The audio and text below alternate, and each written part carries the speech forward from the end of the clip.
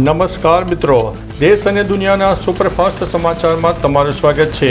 વાત છે અમદાવાદની। માનવતા મરી પરવારી। અમદાવાદમાં સિવિલમાં સારવાર દરમિયાન માતા પિતા બાળકને ત્યજીને જતા રહ્યા છે। અન્ય મહત્વના સમાચારની વાત કરીએ તો વરસાદની આગાહી।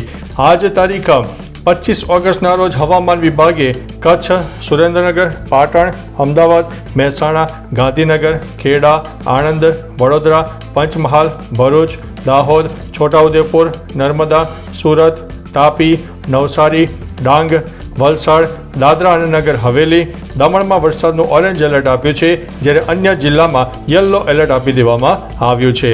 મિત્રો, અન્ય મહત્વના સમાચારની વાત કરીએ તો સુરતમાં મેઘરાજા મન મૂકીને વરસ્યા। શહેરમાં ઠેર ઠેર ટ્રાફિક જામના દ્રશ્યો સર્જાયા। 4 સ્થળોએ વૃક્ષો ધરાશાયી થયાની ઘટના પણ સામે આવી છે।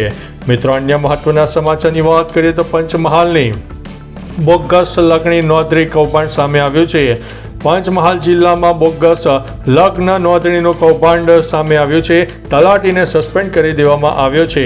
મિત્રો, અન્ય મહત્વના સમાચારની વાત કરીએ તો કોળી સમાજનું શક્તિ પ્રદર્શન। નવસારીમાં કોળી સમાજનું શક્તિ પ્રદર્શન સામે આવ્યું છે। ભાજપ અને કોંગ્રેસના નેતાની એક મંચથી અધિકાર અને હક માટે હાકલ જોવા મળી છે। મિત્રો, અન્ય મહત્વના સમાચારની વાત કરીએ તો સાબરમતી નદીમાં ઘોડાપૂરના દ્રશ્યો સામે આવ્યા છે। સાબરમતી નદીમાં પૂર જેવી સ્થિતિનો વિડીયો સામે આવ્યો છે। બુલેટ ટ્રેન પ્રોજેક્ટની કામગીરીને પણ અસર થવા પામી છે। મિત્રો, અન્ય મહત્વના સમાચારની વાત કરીએ તો કેન્દ્ર સરકારે જૂના વાહનો માટે નોંધણી નવીનીકરણ ફીમાં વધારો કર્યો છે। કેન્દ્રીય માર્ગ પરિવહન અને રાજમાર્ગ મંત્રાલયે એક નિવેદનમાં જણાવ્યું છે કે 20 વર્ષથી વધુ જૂના વાહનો માટે નોંધણી નવીનીકરણ ફી બમણી કરવામાં આવી છે। એવું કહેવામાં આવ્યું છે કે આ પગલાંનો હેતુ લોકોને જૂના વાહનો ખરીદવાની નિરુત્સાહી કરવાનો છે। મિત્રો, અન્ય મહત્વના સમાચારની વાત કરીએ તો ધરાલી બાદ થરાલીમાં પણ કુદરત તૂટી છે। ચામોલીમાં અનેક ઘરો અને વાહનો દટાઈ ગયા છે। મિત્રો, અન્ય મહત્વના સમાચારની વાત કરીએ તો DRDOનું વધુ એક શક્તિશાળી સાહસ। બહુસ્તરીય હવાઈ સંરક્ષણ પ્રણાલીનું પ્રથમ પરીક્ષણ સફળતાપૂર્વક પૂર્ણ થયું છે। મિત્રો, અન્ય મહત્વના સમાચારની વાત કરીએ તો 100 દેશોને ઇલેક્ટ્રિક વાહન નિકાસ કરવા માટે જઈ રહ્યું છે ભારત। તેઓ PM મોદીએ પોતાની જાણકારીમાં આ માહિતી આપી છે।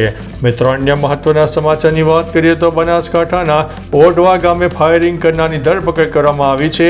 10 લોકો સામે ફરિયાદ પણ નોંધવામાં આવી છે। ત્યારે અન્ય મહત્વના સમાચારની વાત કરીએ તો ભૂકંપની ગીર સોમનાથ જિલ્લાના તાલાલા ગીર ખાતે રાત્રિના 8:07 આસપાસ ભૂકંપનો આંચકો અનુભવાયો હતો।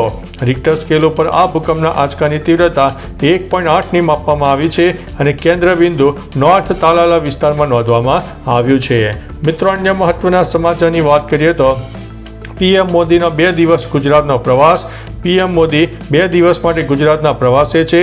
ચીન અને જાપાન પ્રવાસ પહેલા ગજવશે ગુજરાત। તો ચાલો મિત્રો, ફરીથી દેશ અને દુનિયાના સુપરફાસ્ટ સમાચાર લઈને મળતા રહીશો। ત્યાં સુધી અમને રજા આપશો। નમસ્તે।